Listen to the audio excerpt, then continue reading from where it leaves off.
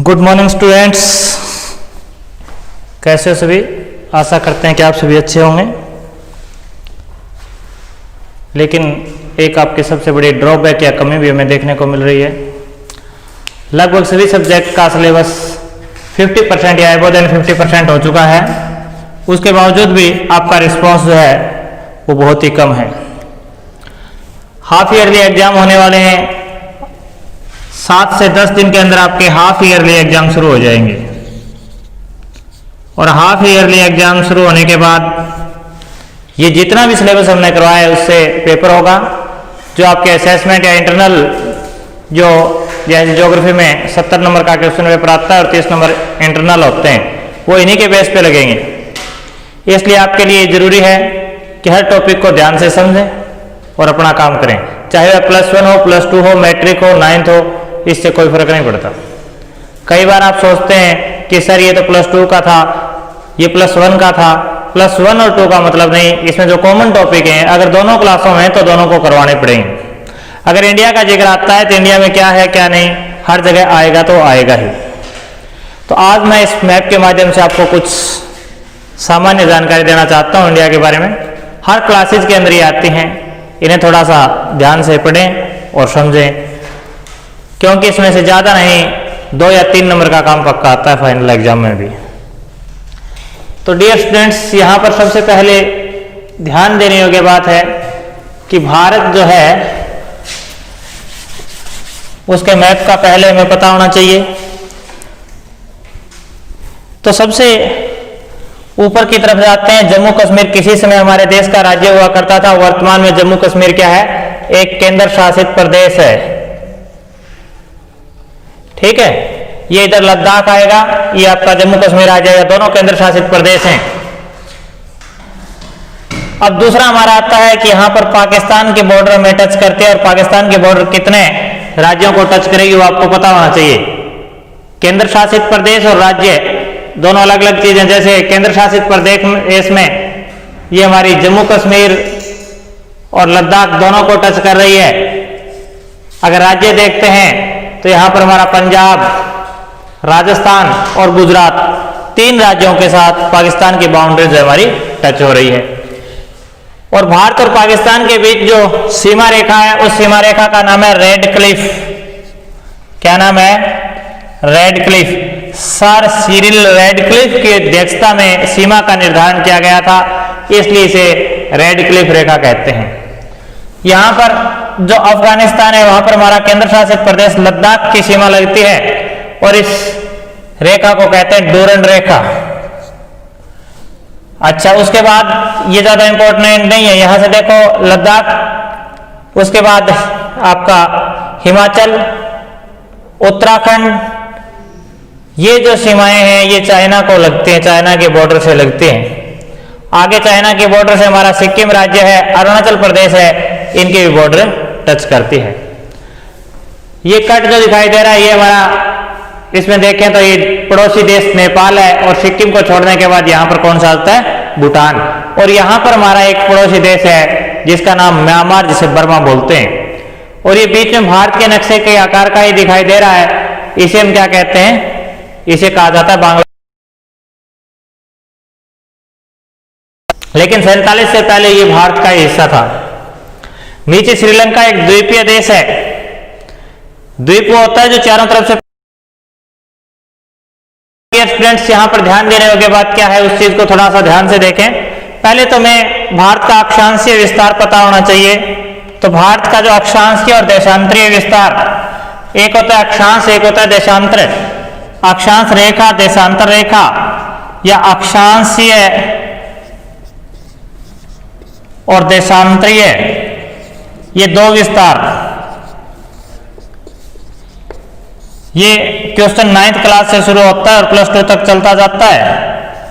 अक्षांशीय विस्तार जो हमारा यहां से अक्षांश है वो 8 डिग्री 4 मिनट से शुरू होता है, जो आपका कन्याकुमारी तमिलनाडु के अंदर है। कौन सा है? कन्याकुमारी तमिलनाडु के अंदर जो है ये हमारा 8 डिग्री 4 मिनट। और ऊपर जो हम देखते हैं यहाँ पर इंदिरा कोल, इंदिरा पॉइंट नीचे, इंदिरा कोल ऊपर का बिंदु है। तो यहां पर कितना है? 37 डिग्री 6 मिनट। हमारा अक्षांशीय विस्तार कितना है? 8 डिग्री 4 मिनट से लेकर 37 डिग्री 6 मिनट। उसके बाद देशांतरीय विस्तार, ये जो दूरी है इसके हिसाब से, जैसे अरुणाचल प्रदेश और दूसरा आपका आता है गुजरात के अंदर सूर्य अस्त होने में और सूर्योदय होने में 2 घंटे का अंतर आता है। तो ये हमारा विस्तार जो है 68 डिग्री 7 मिनट से लेकर 97 डिग्री 25 मिनट है। ये हमारा देशांतरीय विस्तार है। अब हमारा प्रश्न बनता है कि भारत जो है ये अपना गुजरात से लेकर अरुणाचल प्रदेश तक इसकी कितनी लंबाई है? गुजरात से लेकर अरुणाचल प्रदेश तक कितनी है?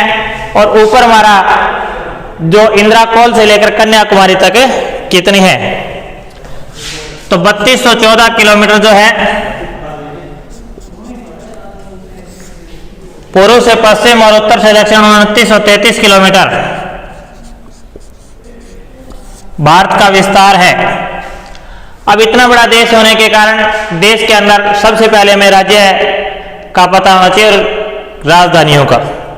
सबसे पहले डियर स्टूडेंट्स, मेरा आज का क्वेश्चन यही होगा कि भारत में कितने राज्य हैं और कितने केंद्र शासित प्रदेश?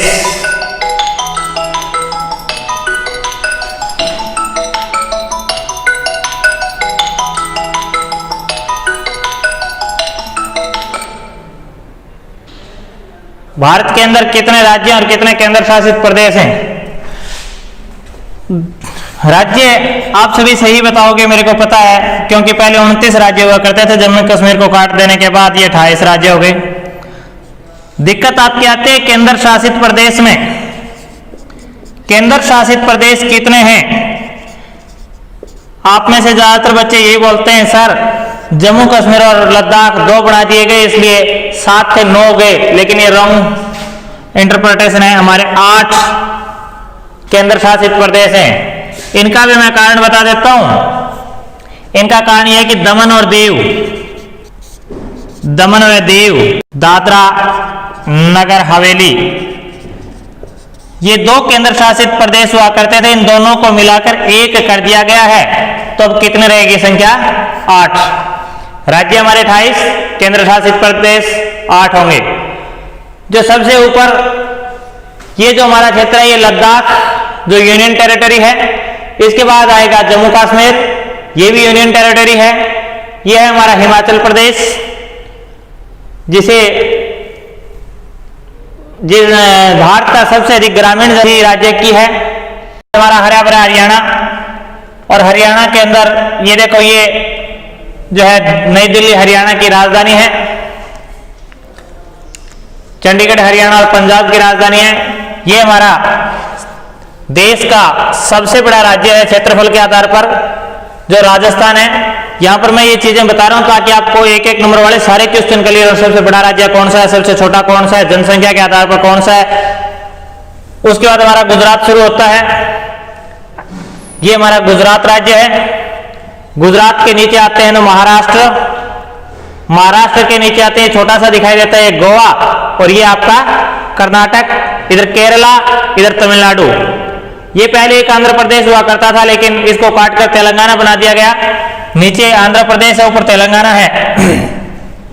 इधर जाते ही आपका उड़ीसा आ जाएगा, और उड़ीसा के टच में क्या आ जाएगा?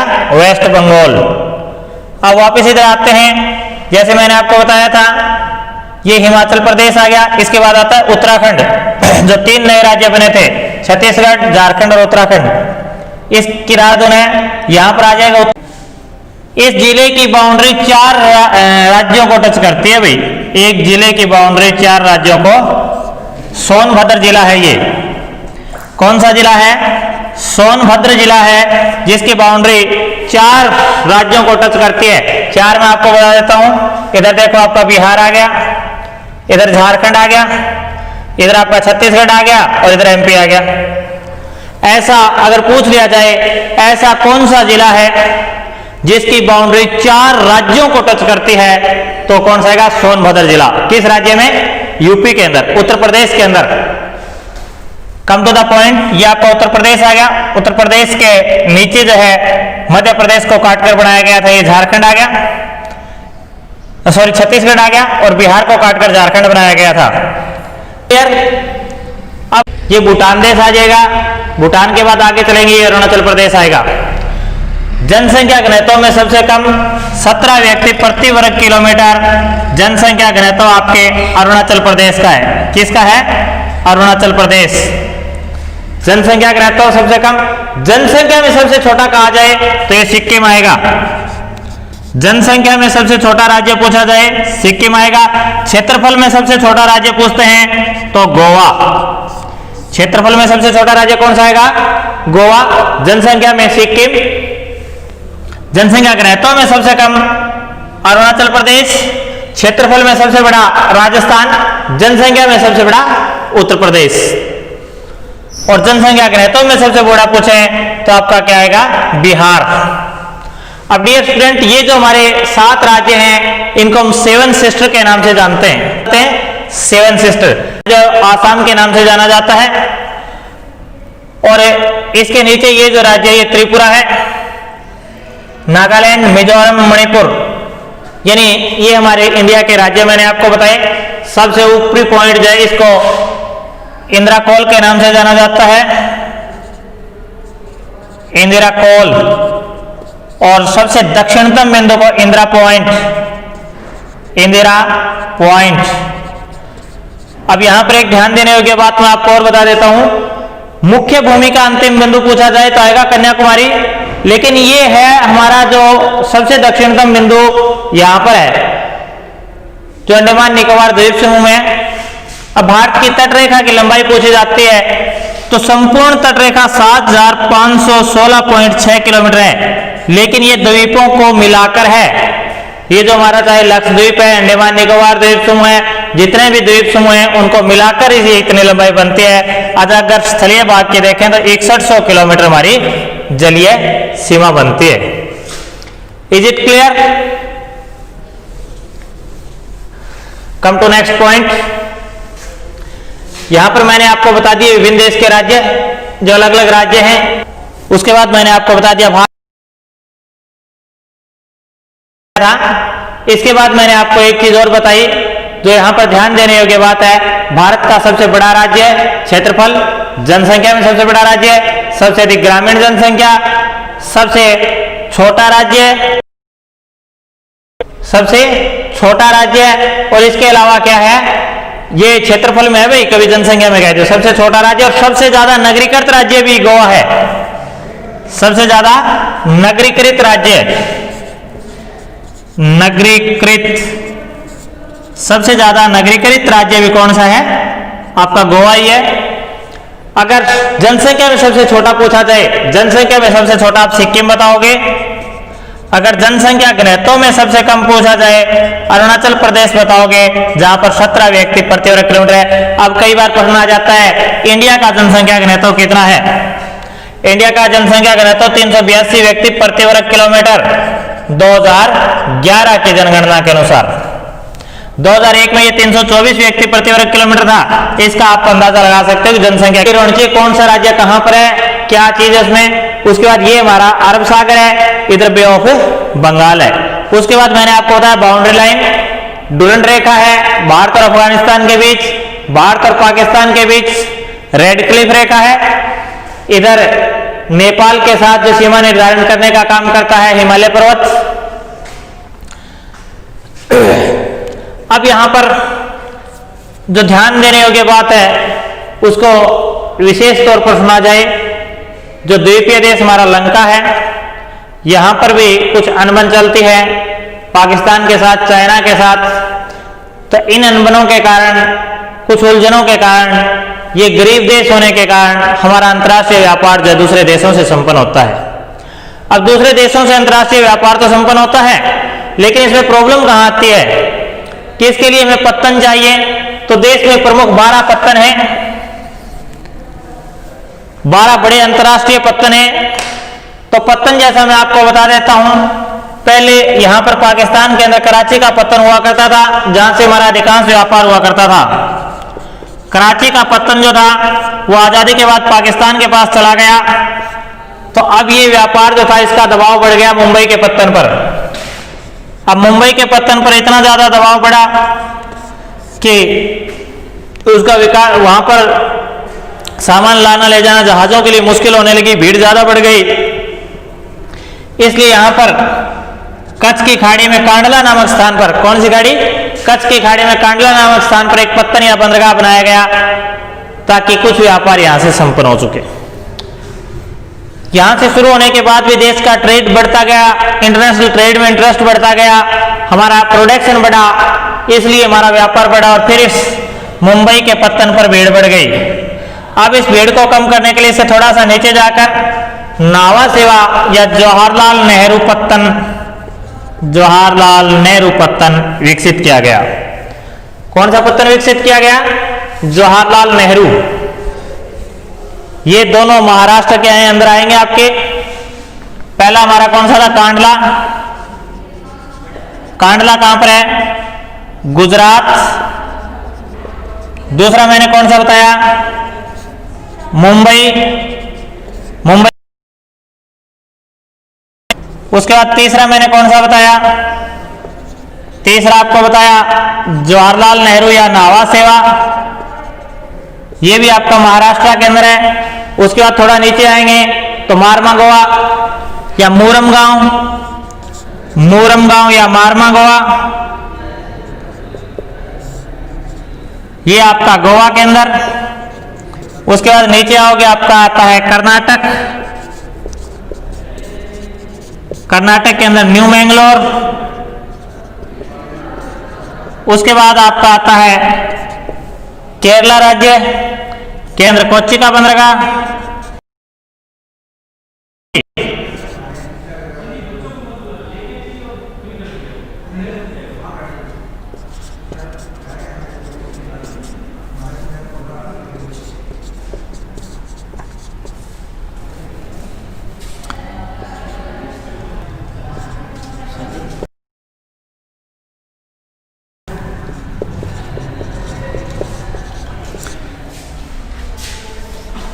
ये हमारा केरला के अंदर कोच्चि का बंदरगाह। इसके नीचे हम चले जाते हैं तमिलनाडु। तमिलनाडु में 3 बंदरगाह आएंगे आपका। एक तो तुत्तिकोरन, उसके बाद चेन्नई का पत्तन, और चेन्नई के बाद कौन सा आएगा? मैंने आपको बताया था नया पत्तन विकसित किया गया था, एन्नोर।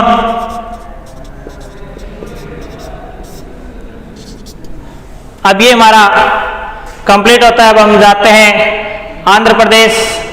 आंध्र प्रदेश के अंदर मुख्य पत्तन हमारा कौन सा है? विशाखापट्टनम।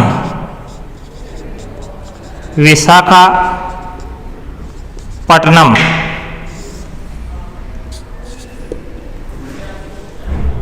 उसके बाद हमारा उड़ीसा राज्य आता है। इसके अंदर एक पत्तन है, वो नाम नहीं बताऊंगा मैं आपको, वो आपके लिए क्वेश्चन छोड़ता हूं, कल आपसे पूछा जाएगा कौन सा पत्तन है। और ये जो मैंने आपको बताया था ना अभी, विशाखापट्टनम देश का सबसे सुरक्षित पत्तन, देश का सबसे सुरक्षित पत्तन। अब उसके बाद आता है हमारा ये पश्चिम बंगाल है। पश्चिम बंगाल में यहां पर कोलकाता में हल्दिया या कोलकाता का पत्तन है, जिसको हल्दिया नाम से भी जाना जाता है। विशेषताएं थोड़ी देख लें। मुंबई देश का सर्वाधिक व्यापार, अंतर्राष्ट्रीय व्यापार, देश का प्रवेश द्वार, देश की फिल्म राजधानी, किसको कहा जाता है? मुंबई को। देश का सबसे सुरक्षित पत्तन। अब प्रश्न कैसे पूछे जाते हैं वो थोड़ा ध्यान से देखें। यहां पर प्रश्न कैसे पूछा जाता है? प्रश्न पूछा जाता है कि उस गांव का नाम बताओ, उस गांव का नाम बताओ जिसकी बॉर्डर या सीमा 4 राज्यों को, सॉरी उस जिले का नाम बताओ जिसकी बॉर्डर 4 राज्यों को टच करती है। अरे हमें तो आधे बच्चों को ये भी पता नहीं कौन सा राज्य कहां पर है, लेकिन इसमें सारे राज्य बताएं, केंद्र शासित प्रदेश बताएं। आप केंद्र शासित प्रदेश भी 9 बताते हो, लेकिन मैंने कहा 8 ही है। तो अब मैंने आपको बताया था ये उत्तर प्रदेश, और ये देखो नीचे बड़ा वो हिस्सा है इसका, यहां पर ये सोनभद्र जिला है। कौन सा जिला है? सोनभद्र जिला है। और ये सोनभद्र जिला है ना, इधर देखो ये आपका आता है एमपी, इधर छत्तीसगढ़, इधर कौन सा आ जाएगा? झारखंड और बिहार। ये 4 राज्यों को इस जिले की बॉर्डर या सीमा टच करती है। तो सबसे इंपॉर्टेंट इवन देन आप कोई इंटरेस्ट टेस्ट देते हो तो उसमें भी ये चीजें पूछी जाएंगी। उसके बाद मैंने बताया सबसे सुरक्षित पत्तन विशाखापट्टनम का बता दिया। देश का ऐसा कौन सा पत्तन है जिसमें दूसरे नंबर पर व्यापार होता है? चेन्नई का पत्तन। कौन सा है? चेन्नई का पत्तन है। मैंने आपको 12 बताए थे, एक अभी छोड़ा है और वो आपके लिए छोड़ा है, काउंटिंग कर लेना चाहिए। आपको तो ये भी पता नहीं चलता, अभी सर ने काउंटिंग गलत लिखी, हम बता दें कि सर ये काउंटिंग गलत है। अब कई बार क्या प्रश्न आता है कि देश के ज्वारीय पत्तन, भारत के मैप में देश का ज्वारीय पत्तन दर्शाएं, तो फिर ये गुजरात में कच्छ की खाड़ी, कौन सी खाड़ी? कच्छ की खाड़ी में कांडला। अगर पूछा जाए नदीय पत्तन, तो फिर हमें वेस्ट बंगाल आना पड़ेगा, यहां पर हल्दिया या कोलकाता जो है वो क्या है? एक नदीय पत्तन है। अगर पूछा जाए देश का सुरक्षित पत्तन, विशाखापट्टनम। अगर पूछा जाए सबसे ज्यादा अंतरराष्ट्रीय व्यापार, मुंबई। देश का प्रवेश द्वार, देश का ऐसा कौन सा पत्तन है जिससे दूसरे नंबर पर व्यापार होता है? चेन्नई। अगर पूछा जाता है ऐसा कौन सा पत्तन है जिससे घटिया किस्म के लोहे का निर्यात किया जाता है? मारमागोआ। देखो वैसे तो लोहे का निर्यात हम जो है विशाखापट्टनम से करते हैं, चेन्नई के पत्तन से करते हैं, कर्नाटक के अंदर बेंगलोर का पत्तन है उससे करते हैं, लेकिन अगर मेनली जो चीज पूछी जाती है ना वहां ये चीजें ध्यान देने योग्य होती है। अब हमारा एक प्रश्न और भी बनता है कई बार, थोड़ा सा ध्यान से सुनने की जरूरत है उसमें। जैसे मैंने आपको पड़ोसी देश भी बता दिए, कौन सा है? पाकिस्तान, अफगानिस्तान। अफगानिस्तान के साथ जो सीमा रेखा रहती है डूरंड रेखा, रेड क्लिफ रेखा, यहां पर हिमालय पर्वत इस बाउंड्री लाइन का निर्माण करता है। यह हमारा श्रीलंका द्वीपीय देश, ये म्यांमार। म्यांमार की सीमा कितने लगती है? 1643 किलोमीटर, क्योंकि बाकी आपको लिखी हुई मिल जाते हैं, म्यांमार की कम मिलती है लिखी हुई। बांग्लादेश की सीमा सबसे ज्यादा लगती है, सबसे ज्यादा सीमा लगती है बांग्लादेश की। अब हमारा प्रश्न यहां पर क्या बनता है कि देश का ज्वारीय पत्तन हमने कर दिया, देश का नदीय पत्तन कर दिया, देश का सबसे सुरक्षित पत्तन वो भी कर दिया। अब कई बार पूछ लिया जाता है कि जो कर्नाटक में नाम नहीं आता, कई बार क्या आता है कि नीलगिरी की पहाड़ियां किस राज्य में है? नीलगिरी की पहाड़ियां किस राज्य में है? 3 क्लासें कंबाइन लग रही हैं जी, तो कितने मिनट का लोगे? कम से कम 30 मिनट। 6 मिनट। मैंने क्या कहा, हमारा प्रश्न क्या बनता है, अक्सर बच्चे जहां पर कंफ्यूज होते हैं, प्रश्न ये बनता है कि नीलगिरी की पहाड़ियां भारत के नक्शे में दिखाओ। लेकिन फिर क्या करते हैं, बोले ये कर्नाटक आ गया, ये कर दो, ये रॉन्ग। ठीक है, मैंने आपको बताया था 3 राज्यों को टच करती हैं, केरल, कर्नाटक और तमिलनाडु। ये निकलते हैं बेटे ऐसे। अब मेरे को बताओ तीनों राज्य कवर हो रहे हैं या नहीं हो रहे? हो गए तीनों राज्य कवर। इसके साथ एक चीज और बता दूं आपको, नीलगिरी की पहाड़ियों का पता चल गया तो आपको किसका पता चल गया? कहवा उत्पादक क्षेत्र का। कहवा का पता चल गया तो आपको पता चल गया केले का, क्योंकि जो कहवे के बागान होते हैं उनमें केले के वृक्ष लगाए जाते हैं ताकि जो सर्दियों में पाला पड़ता है उससे कहवे की फसल को नुकसान न हो। अंडरस्टैंड? अब कई बार आता है कि राजस्थान में वर्षा कम होने का क्या कारण है? तो राजस्थान में जो अरावली पर्वत श्रेणी है, कौन सी श्रेणी है? अरावली पर्वत श्रेणी मानसून पवनों के समानांतर है, और समानांतर होने के कारण ये मानसून पवनें जो अरब सागर से जाती हैं सीधी निकल जाती हैं, टकराती नहीं, इसलिए राजस्थान में वर्षा क्या होती है?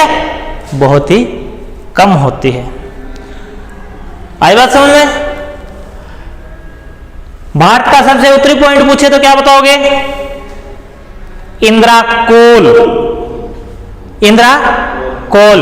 मुख्य भूमि का दक्षिणतम बिंदु कन्याकुमारी। यदि भारत का सबसे दक्षिणतम बिंदु इंदिरा पॉइंट, केंद्र शासित प्रदेश 8, क्योंकि दादरा नगर हवेली और दमन और दीव को मिलाकर एक कर दिया गया है। किसको?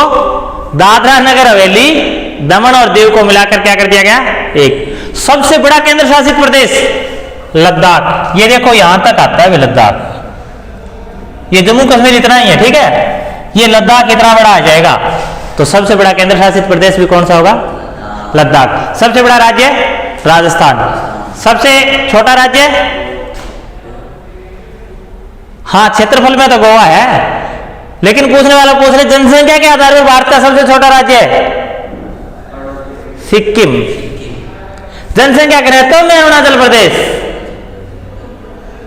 जनसंख्या में सबसे बड़ा यूपी और जनसंख्या में सबसे छोटा सिक्किम।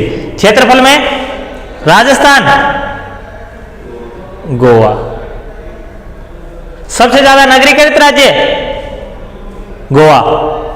सबसे ज्यादा ग्रामीण जनसंख्या वाला राज्य हिमाचल प्रदेश। तो डियर स्टूडेंट्स, आज ये जो आपको जनरल बातें बताई गई हैं इनको कंप्लीट करें। सबसे बड़ी कंप्लेन जो है आपकी देखने में आ रही है, जब हम आपके व्यू चेक करते हैं 8, 10, 7 या 6 बच्चे देखते हैं, तो ये बहुत गलत बात है। वीडियो को देखो, उसे लाइक करो और आपके दोस्त हैं उनके पास शेयर करो, क्योंकि हो सकता है उन्हें भी किसी चीज़ की ज़रूरत हो। ये ऐसे क्वेश्चन हैं जो न केवल आपके सिलेबस में, बल्कि आप कोई भी इंट्रेंस टेस्ट दें तो वहाँ पर आप देख सकते हो ये चीज़ें अवश्य आती हैं। ये अगर यकीन नहीं होता तो जहाँ पर कोचिंग की क्लासें चलती हैं वहाँ पर एक दिन बैठ के देख लेना, और उनमें से भी कई चीज़ें ऐसी इतनी बढ़िया तरीके से नहीं बताई जाती जितनी हम बता रहे हैं। तो इसलिए किसी का भला हो, इसलिए आप उनको भी बता सकते हो कि हमारा चैनल है, इस पर हमारी क्लासें आ रही हैं, आपको लिंक भेजा जा रहा है, उस लिंक को आप शेयर कर सकते हो। थैंक्स। जय हिंद, जय भारत।